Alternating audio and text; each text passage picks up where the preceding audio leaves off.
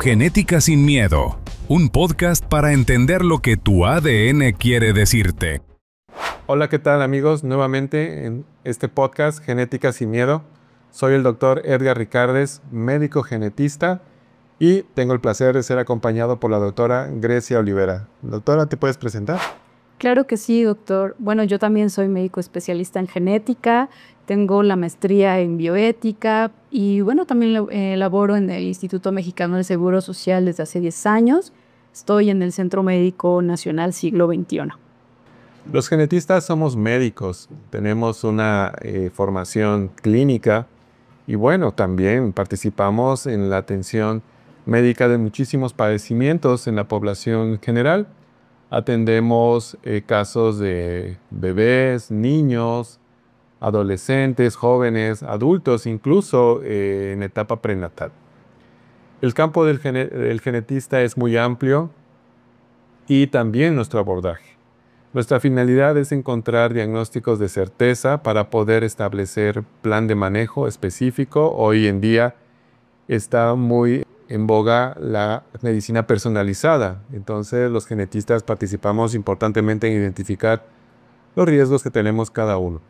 Oye, doctora Grecia, pero estarás de acuerdo conmigo que hay muchos mitos y pues realidades respecto a las enfermedades genéticas, a los defectos al nacimiento, como le llamamos tan propiamente en el lenguaje médico, como por ejemplo que el tipo de sangre, ¿no?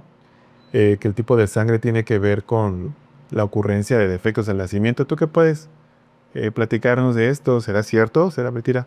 Es totalmente falso, ¿no? Esto de que el tener el mismo tipo de sangre significa que van a tener un hijo con algún defecto congénito, con alguna malformación, es falso, ¿no? Totalmente.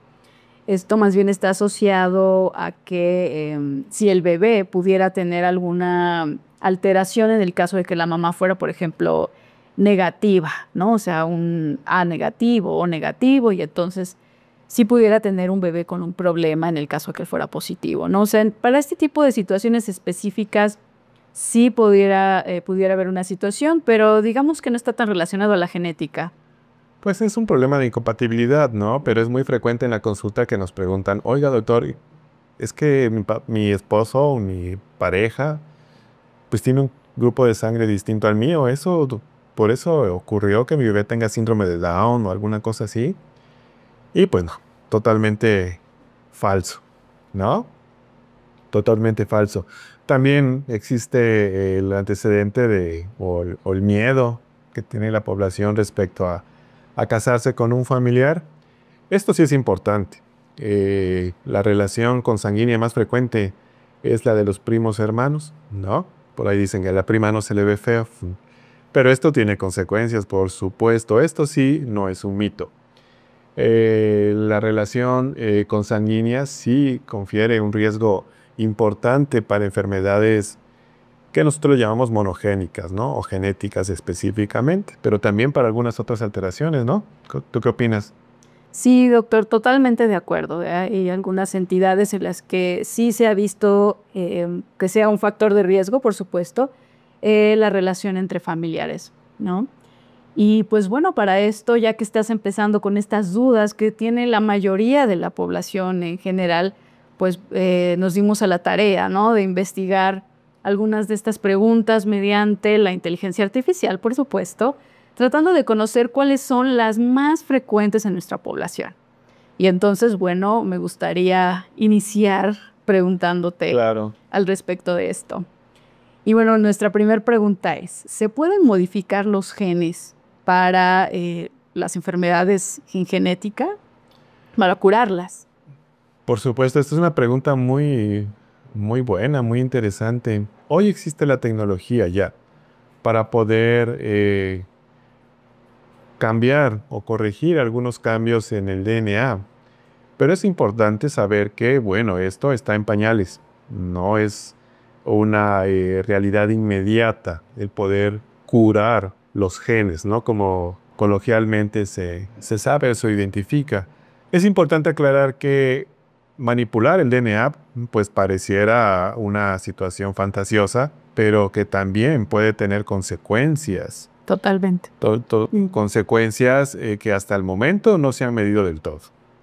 Entonces, si bien existe la tecnología, es muy importante que la población sepa que no es como tomarse una pastilla y al otro día ya voy a aparecer con los ojos azules o midiendo 2 metros. No es así, ¿no? O como la creación del Capitán América, todavía sigue siendo algo que está en desarrollo, ¿no?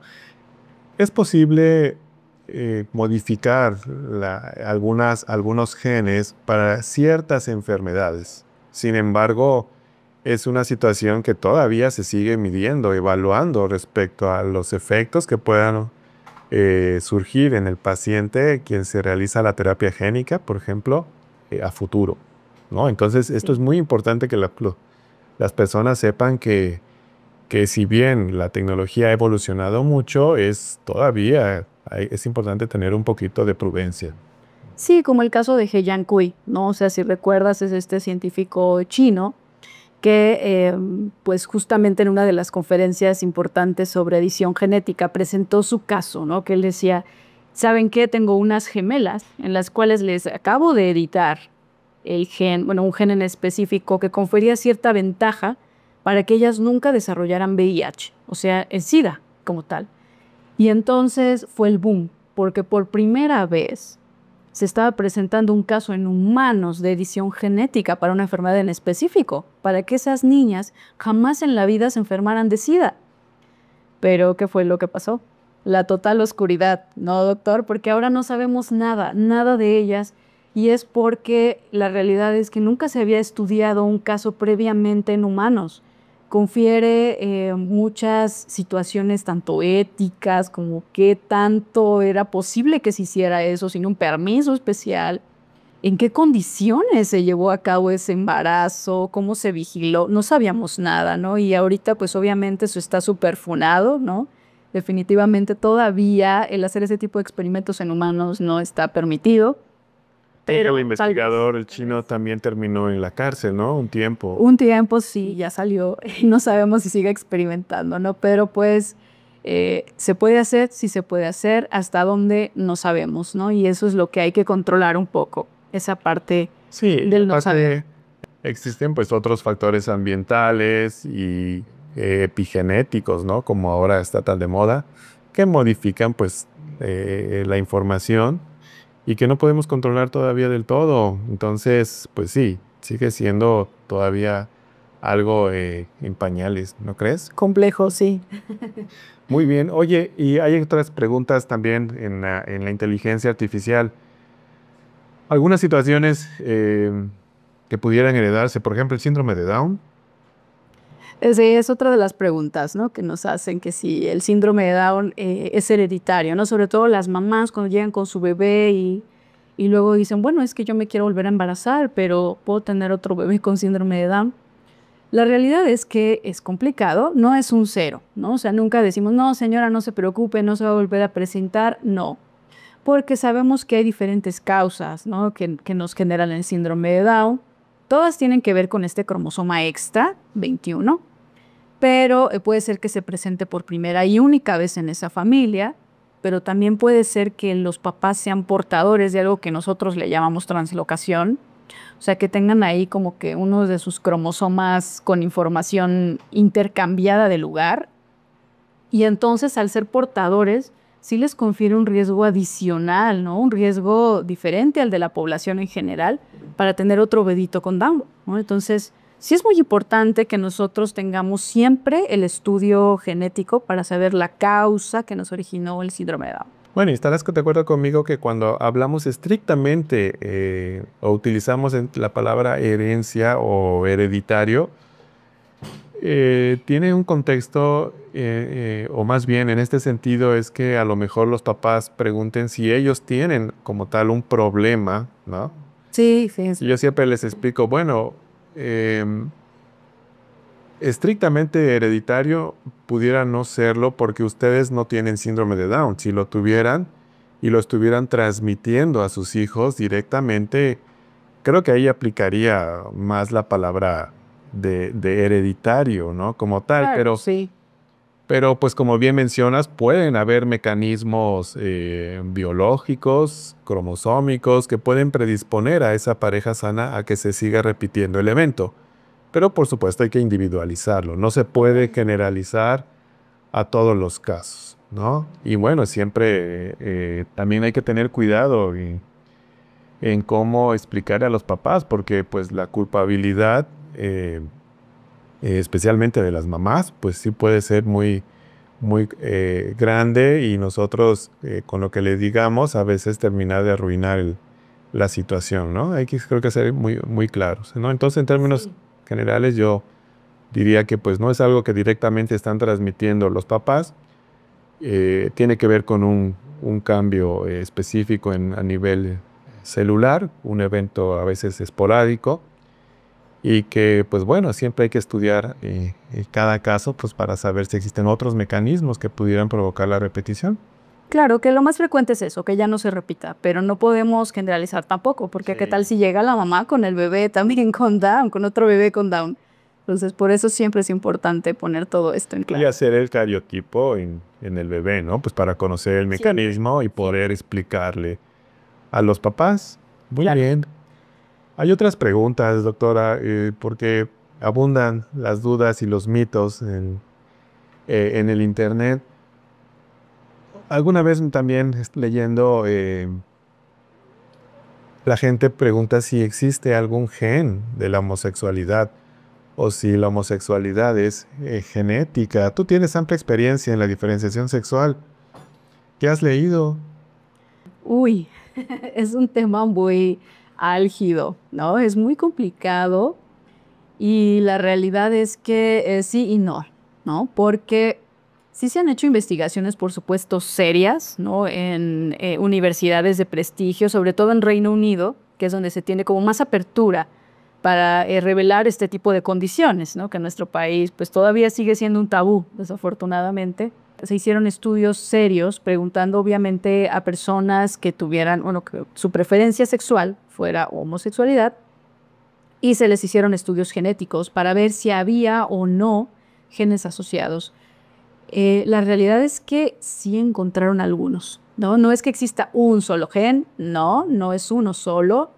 Se encontró como un clúster, un grupo de genes que sí se estaban como que presentando, obviamente las variantes, ¿no? O sea, los genes los tenemos todos, pero variantes en esos genes, mutaciones, Como mutaciones, ¿no? en esos genes que sí se veían de manera, digamos, más constante en estas personas. Sin embargo, se necesita obviamente más información, más investigación para poder definirlo, pero la realidad es que tenemos ahí un antecedente, probablemente en un futuro se pueda estudiar todavía un poquito más a fondo. Entiendo que no se puede ampliar este estudio porque finalmente es una población vulnerable, ¿no? Sumamente vulnerable, y muchos de estos estudios ya se pararon porque se teme que más adelante exista el riesgo de una discriminación genética, ¿no? O sea, que ya más adelante, si es que algún día llega esa posibilidad, ¿no? En la que podamos nosotros decidir cómo está nuestro bebé, digámoslo así, al menos sano, pues, que algunos padres tomen como enfermedad el hecho de que sus hijos sean homosexuales. Es la realidad, ¿no? Todavía hay muchas familias en el mundo que piensan que la homosexualidad es una enfermedad o que es algo negativo, digámoslo así, le ponen una connotación negativa. Entonces, si tenemos ya esta parte estudiada, se teme que más adelante se pueda pedir incluso que los bebés no tengan estas preferencias, ¿no? Y entonces de esta manera limitar la posibilidad de que vivan estos individuos. Uy, pero esto sería algo totalmente agresivo. Eugenésico. A la autonomía, a la bioética propia de un ser humano. Totalmente, totalmente. Por eso creo que muchos de estos estudios se pararon, porque al final preguntaban, bueno, ¿y cómo para qué quieres saberlo? Sí, ¿Cuál es el fin de tu estudio? Y ahí es donde la justificación nunca era suficiente sobre el riesgo que pudieran tener estos pacientes a futuro. Este tema realmente es polémico y sería motivo de incluso de un podcast completo. Sí. Pero abusando de tu experiencia, doctora Grecia, también existe otra interrogante pues en las redes también. Las mujeres XY. ¿Qué onda con las mujeres XY? ¿Es una realidad o si son hombres? Hablando del aspecto biológico, porque dentro de la parte genética existen diferencias en el desarrollo sexual, ¿no? ¿Y qué les pudieras compartir a estas personas que preguntan si es una realidad, no es una realidad? ¿Existen las mujeres XY? Pues la respuesta es sí, totalmente. Sí existen las mujeres XY y justo forman parte de este grupo tan heterogéneo, grande, variado que mencionas, que es el desarrollo sexual diferente, en el que no siempre coincide los cromosomas que tenemos con las gónadas que tenemos, llámense testículos, ovarios, con los genitales que tenemos externamente. A veces no coinciden. Y cuando no coinciden, se llama desarrollo sexual diferente. Y esto es causado por algo totalmente genético, biológico, y que no tiene nada que ver con las preferencias sexuales, ¿no? Eso digamos que es punto y aparte, ¿no? Esto sí, perdón que te interrumpa, esto sí es muy importante aclarar, que son cosas diferentes, ¿no? Sí. Porque sí existe la parte de las preferencias, de la identidad de género, pero también existen condiciones biológicas que pueden dar origen a estas circunstancias, ¿no? A estas condiciones y que merecen igual respeto que cualquier otra persona. Totalmente, por supuesto. Y yo algo que no estoy de acuerdo, te lo voy a confesar, es que ellos estén incluidos en este grupo del LGBTI+, Q+, porque ellas incluso, no tienen situaciones de preferencias, digámoslo así, ¿no? Creo que este grupo está formado por personas que tienen identidad de género diferente, que tienen orientación distinta, pero que no tienen un problema biológico, ¿no? O sea, son ya sea totalmente femeninas, totalmente masculinos, con preferencias distintas, o que se identifican de una manera distinta a lo que son biológicamente. Respetables, ¿no? Totalmente respetable, totalmente, claro. Pero la intersexualidad, que es justo parte de la diferencia del desarrollo sexual y es como se autodenominan ellos, intersexuales, tiene que ver con cambios, con estos cambios en información genética que a lo mejor hacen que una persona que era XX o que era XY no funcionó bien el gen y entonces no se forma un testículo, sino se forma algo parecido a un ovario y entonces tenga características femeninas, ¿no? Como las mujeres XY, que pueden ser muchísimas cosas, ¿eh? No hablamos en algo en particular. Hay muchísimas cosas que incluso tienen nombres técnicos, ¿no? Decir andrógenos y otros más, pero que al final sí cursan con estas características, que no coinciden los cromosomas con las gónadas, con los genitales, y que por supuesto esto les confiere un estado muy grande de vulnerabilidad, que es por lo cual yo creo que están incluidos en este grupo tan vulnerable y que de otra manera no pudieran ser acogidos en otro lado, ¿no? Para visibilizarse. Pero son cosa aparte, ¿no? Y de hecho requieren sí un abordaje médico, aunque nosotros le digamos diferencias, no significa que no ameriten un abordaje médico integral, correcto, multidisciplinario. Este tema es amplísimo y te escucho muy apasionada. ¿Qué te parece si hacemos un podcast específico de este tema? ¿No? Bastante de acuerdo, sí. Como compromiso, hacer un podcast sobre la diferenciación sexual distinta. Porque es importante que también las personas sepan que sí, hay mujeres XY y que tienen pues todo un abordaje y una atención especial, ¿no? Totalmente. ¿Y has enterado de otra pregunta, alguna otra duda? Sí, justo te iba a mencionar que hablando de cuestiones así mediáticas, también ahora que tenemos, no sé si has podido ver, yo la verdad me entero por redes de este personaje de una serie, bueno, La Casa de los Famosos, que también tiene un problema genético, ¿no? Que es una displasia ósea, por supuesto no sabemos cuál. Y entonces nos preguntan que si los pacientes enanos, muy entre comillas voy a decirlo porque no es la palabra correcta, los enanos, por ejemplo, si se casa una pareja de personas de talla baja si todos sus hijos van a ser como ellos, si todos sus hijos van a tener este problema de talla baja? Esto es también muy común, lo he visto incluso en la consulta privada y la institucional, y además dándole clases a los chicos de la Facultad de Medicina. Siempre me preguntan, ¿todos los hijos de una pareja con esta condición, esta displasia ósea, van a estar afectados? Y les digo, no.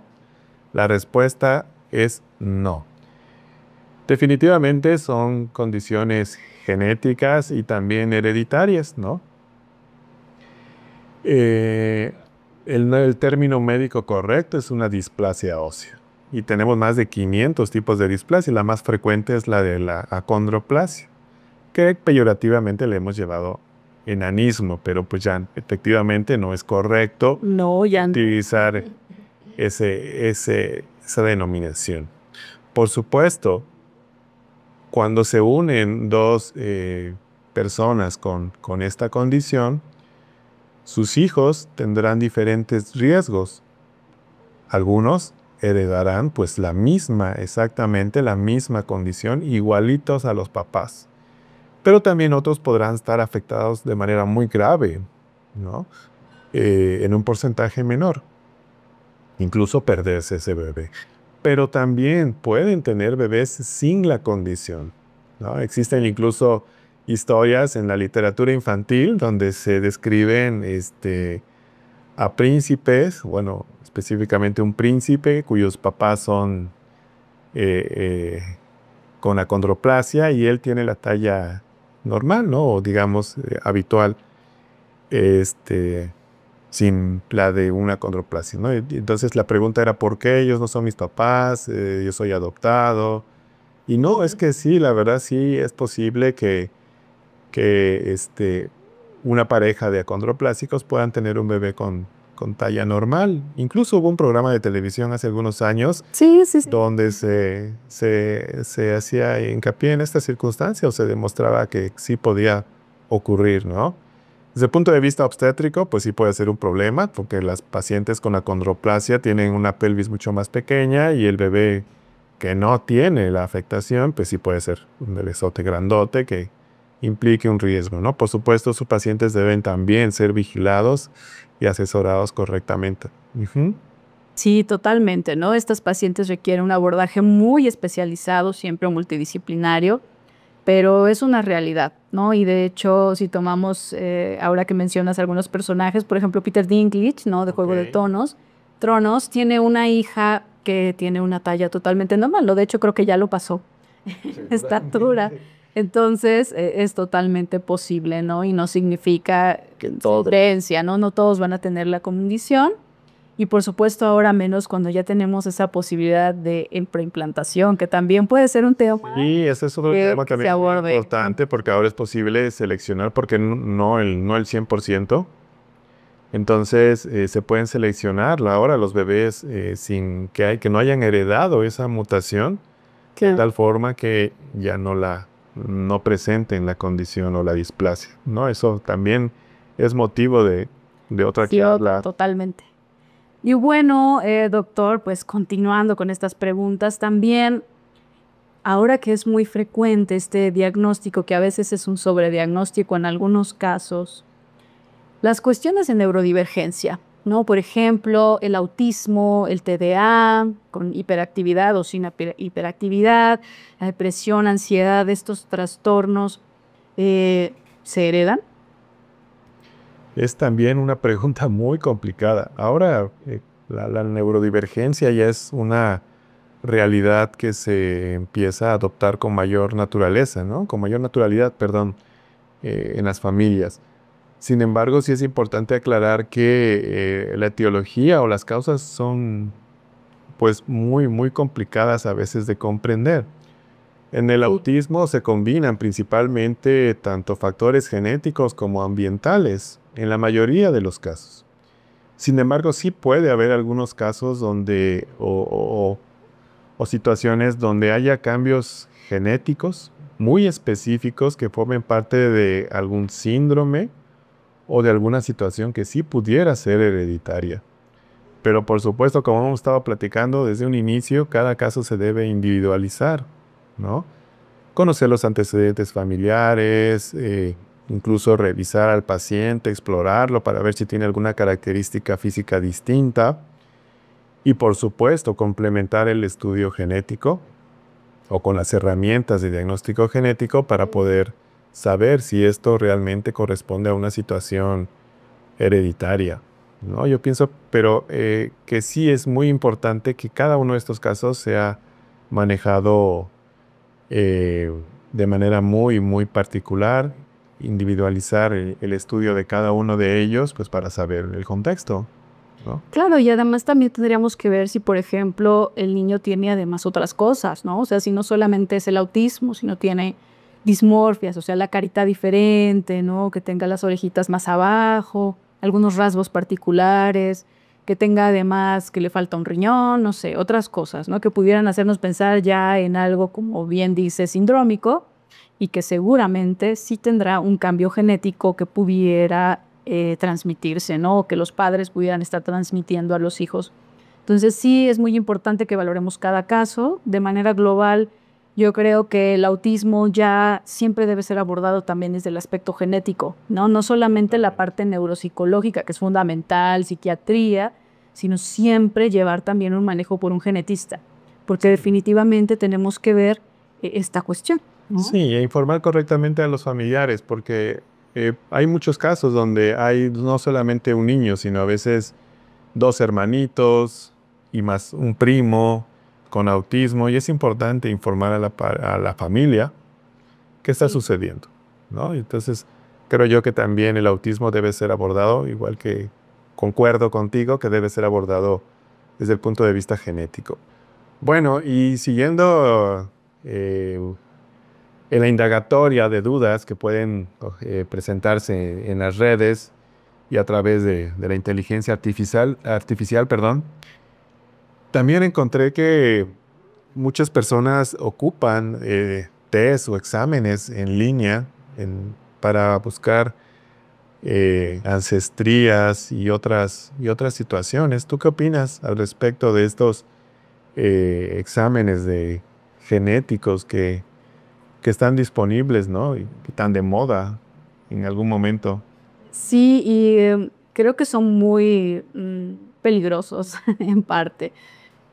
Se trataron de hacer de una manera para vender, ¿no? O sea, fue mercadotecnia principal de muchas de estas empresas para tratar de conseguir datos, ¿no? Datos genéticos y hacerse como de una base de datos internacional, de genomas internacional, y así enriquecer y posteriormente venderlas a las diferentes compañías, ya sea farmacéuticas o de investigación en todo el mundo. Ese fue como su principal objetivo, ¿no? De estas empresas. La cuestión es que nunca se dieron cuenta, o sea, ellos pensaban que era algo muy, pues, benigno, no pasaba nada el que tú supieras de dónde venías, ¿no? O sea, no pasa nada, todos podemos saberlo. Sí, tengo tanto porcentaje de indio, tanto porcentaje musulmán, tanto porcentaje árabe, lo que sea, pero pues no representa ningún problema en mi vida. Pero lo que pasaba con estas cosas, y no lo contemplaron ni siquiera en su consentimiento informado, y por eso es que ya esos estudios ahorita casi ya no se venden, es que se empezaron a encontrar muchas personas que tenían un mismo papá y que no lo sabían, ¿no? Empezaron problemas. No sé si viste el documental de Netflix, en el que sale que se dieron cuenta, a raíz de estos estudios, que hubo un ginecólogo, bueno, varios, ¿no? Por ahí, que hacían estas fertilizaciones in vitro en sus pacientes, y resulta que utilizaban su propio semen, ¿no? O sea, el propio médico los engañaba y les decía que estaba utilizando el del marido y cuál, ¿no? O sea, al final estos hijos adultos se dieron cuenta que compartían el mismo papá y que era ese ginecólogo. Y eso sucedió en varias regiones de Estados Unidos, ¿no? No solo con el documental, trata de uno, pero por supuesto hay más casos. Y eso no lo contemplaban, ¿no? O sea, imagínate lo complejo que es manejar esta información, darte cuenta que tu familia, pues, no es tu familia, cuando ya eres un adulto, además. Finalmente todo estudio genético implica riesgo porque Sí. vulneras, si no tienes el cuidado adecuado, vulneras tu identidad. Si Sí. son datos personales, son como la contraseña de tu tarjeta de crédito, ¿verdad? Son datos que se deben manejar con la mayor confidencialidad posible. Entonces, pues sí, por supuesto, debió ser un escándalo. Totalmente, totalmente. Y no estaba contemplado. O sea, las compañías se defendían diciendo, perdón, pero es que yo no sabía que esto iba a pasar, ¿no? Porque se empezaron a dar cuenta, porque no solamente te dice tu ancestría, sino te dice, y pudieras tener o los que se parecen en tu ancestría son tales personas, y te dice qué porcentaje. Hay unos que son porcentaje de hermanos, ¿no? Y que empezaron justo a darse cuenta estas situaciones tan Y complicadas. al final creo que eso debería ser algo totalmente confidencial, o sea, solamente el, el solicitante del estudio debería tener esa información, no hacerla de alguna forma o formar parte de una base de datos que se pudiera utilizar para otros fines. Esto creo que sí. Por eso es que muchas de estas farmacéuticas, de estas empresas, perdón, desaparecieron, ¿no? 23andMe ya desapareció y hay otras más, ¿no? Que justamente por tener esta actividad inicial aparentemente benigna, ¿no? Por tratar de ayudar a los investigadores para tener más información genética, pues al final no se dieron cuenta todo el peligro que conlleva saber esta información. Pues, Entonces, yo no confiaría mucho en esos test. oye, y hablando de ancestría, porque este también es otro tema muy, muy, muy padre y que la gente también pregunta, ¿qué onda con el DNA mitocondrial? ¿Es una realidad? ¿Existe o es una ilusión? ¿Qué Sí, piensas? se habla poco de él, ¿no? Realmente hablamos muy poco sobre el DNA mitocondrial porque es el otro DNA que tenemos dentro de nosotros, ¿no? Claro.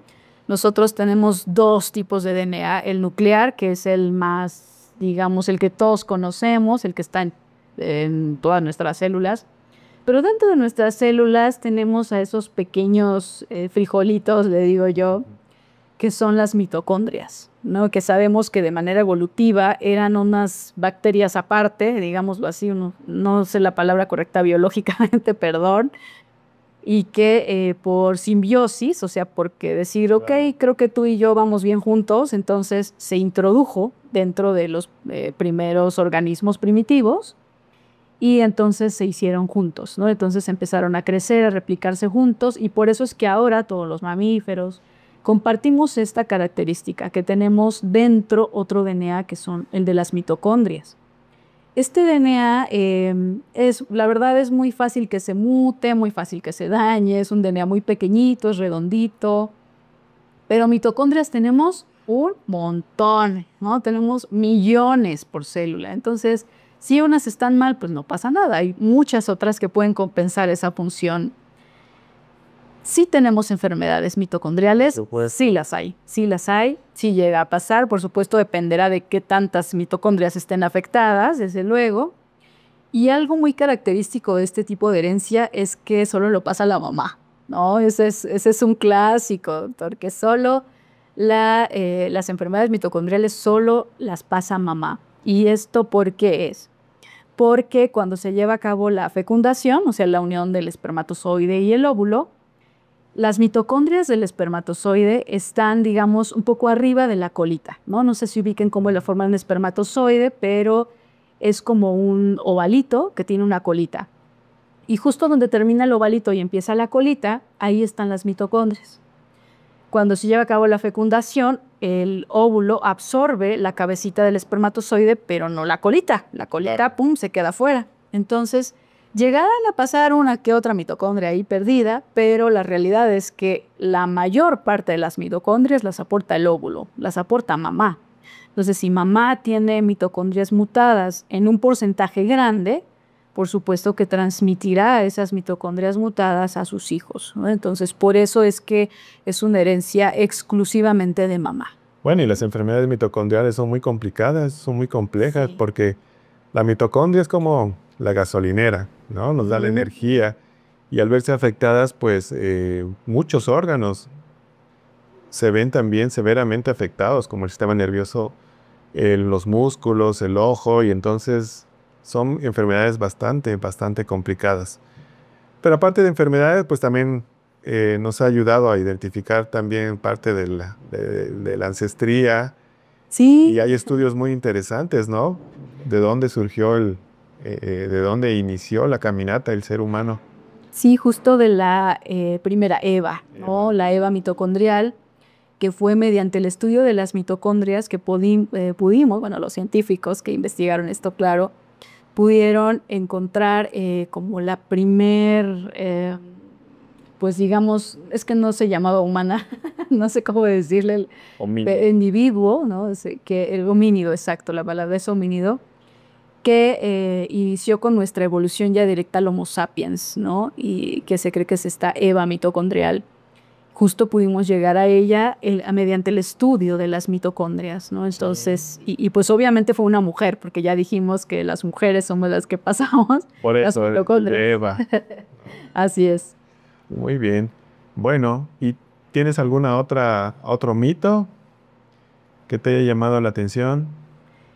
Sí, también dentro de las situaciones que pues, son frecuentes en nuestra población y que no del todo genéticas, nos preguntan también si, por ejemplo, el alcoholismo, ¿no? La drogadicción, también son hereditarias o pudieran transmitirse.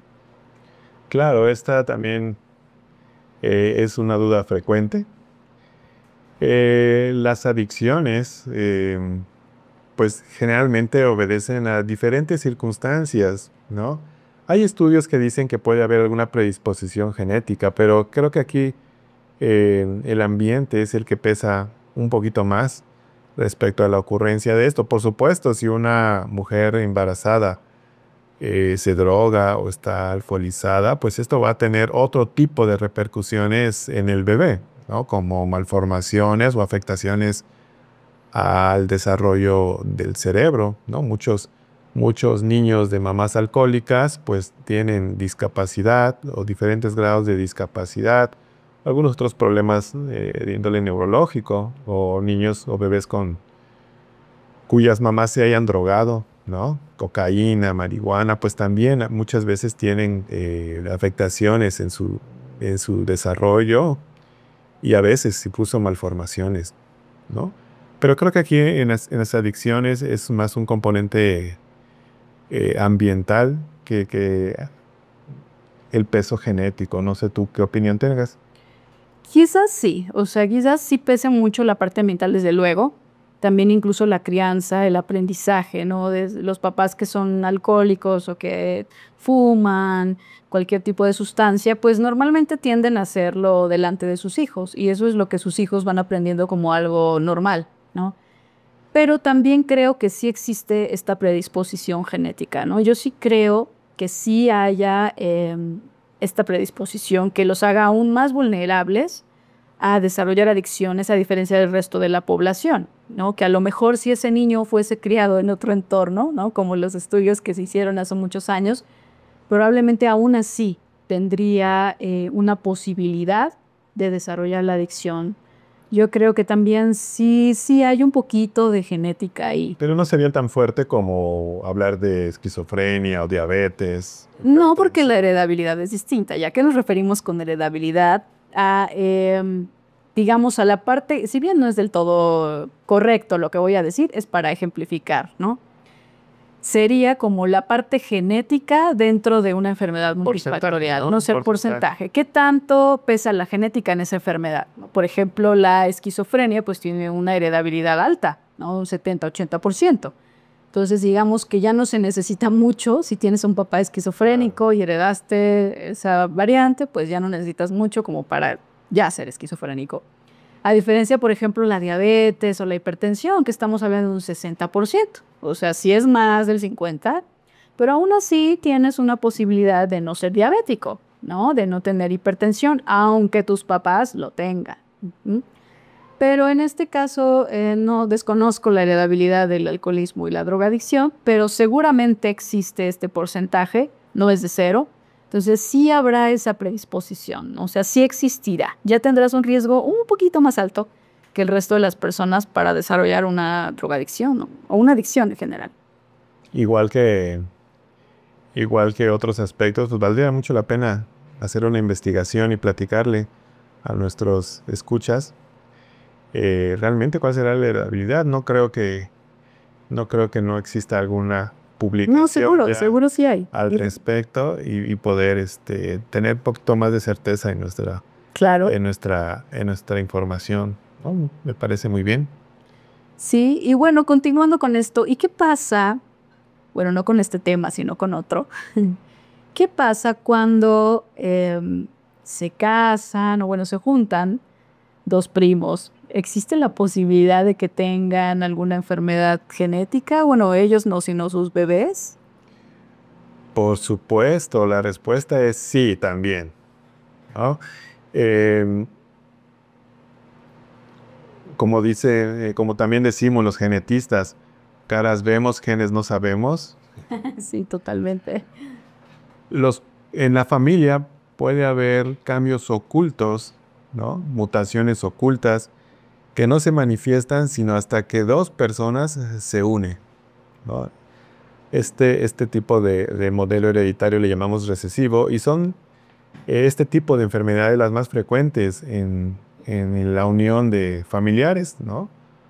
O de primos, o tío y sobrina, etcétera, etcétera, ¿no? Porque pues estas mutaciones ocultas o variantes ocultas pues se transmiten de generación en generación entre la familia, ¿no? Entre todos los elementos de una familia y pues sí, como no es lo habitual casarnos con una prima, pues no se manifiesta físicamente hasta que se unen exactamente las dos medias naranjas, aunque se oiga feo, y que comparten el mismo cambio y entonces se manifiesta, ¿no? Esta situación pues es muy frecuente en los pacientes con una relación consanguínea. También hay publicaciones que han dicho que la consanguinidad puede elevar el riesgo de que se presenten otras condiciones como las cromosomopatías o defectos tan frecuentes como la bipaladar hendido, cardiopatías, defectos de tubo neural, defectos muy, muy frecuentes en nuestra población. Entonces, la relación consanguínea siempre será un factor de riesgo muy importante para la ocurrencia de condiciones genéticas de manera general, ¿no? Entonces, es algo que buscamos siempre en nuestra investigación como genetistas. Y sí, definitivamente la consanguinidad es un factor de riesgo. Hoy es difícil, ¿no? Tajantemente prohibirles a dos primos que se unan, pues porque también dicen, pues es mi derecho, ¿no? Como quieran, es una cuestión también ya muy... Pues sí, es su derecho. Cada quien tiene derecho a juntarse con quien quiera. Sí, por supuesto, pero es muy importante que sepan sus riesgos. Totalmente, Y sí. entonces informarlos, porque sí, o sea, pueden decidirlo y totalmente es respetado. Pero yo creo que sí vale la pena, pues que sepan sus riesgos, explicarles, oigan, chicos, sí existe la probabilidad mayor que el resto de la población para que su descendencia pues pueda tener alguna condición genética. Claro, pero no hay que olvidar que no es una sentencia. O sea, tenemos también parejas de primos que tienen bebés totalmente sanos, sin ninguna condición y sin ningún problema. No es sentencia, no significa que vayan a tener un bebé así, pero por supuesto que sí les conlleva tener un riesgo adicional y también pues lo ideal sería que antes de planear formar una familia se acercaran con un genetista para ver qué posibilidades podrían tener. Ahora ¿no? existen estudios genéticos para identificar lo que se llama portadores. Claro, eso iba. Te gané. Bueno, sí. Entonces, respetando esta decisión reproductiva, pues aparte de informarles, pues es también es darles alternativas para la detección oportuna de algunas condiciones hereditarias y efectivamente existen ya estudios moleculares para identificar estas mutaciones ocultas. Quizá no todas, pero las más frecuentes, ¿no? Sí, sobre todo las que tienen enfermedades como más graves, entonces eso ya nos permite saber exactamente si son portadores de la misma enfermedad y ahora sí entonces planear un diagnóstico preimplantación, ¿no? Para evitar justo que se presente esta enfermedad. Entonces, totalmente no está prohibido, no pasa nada, sí pueden formar, pues, si llegan a enamorarse, no se puede hacer nada. Si el amor es más fuerte que todo. Pues sí, pero siempre vayan con un genetista para ver todos estos riesgos, es muy importante. Por supuesto. Muy bien. Pues doctora Grecia, si te das cuenta, estos temas son muy amplios y no me gustaría agotarlos todos en este episodio. Así es que vamos a seguirlos desarrollando en los siguientes. Por lo tanto, invitamos a nuestros escuchas a que nos sigan en los siguientes episodios. Y por supuesto, también nos contacten a través de nuestras redes sociales. Platíquenos si tienen alguna duda en particular, algo que quisieran que nosotros pudiéramos contestar. Y pues nada más me resta agradecerte, doctora Grecia, el haberme compartido tus conocimientos, tu experiencia en este segundo episodio de Genética sin Miedo. Muchísimas gracias por la invitación. Muchísimas gracias a todos y bueno, los seguimos esperando. Compartan por favor este podcast y hasta la siguiente. Genética sin Miedo, un podcast para entender lo que tu ADN quiere decirte.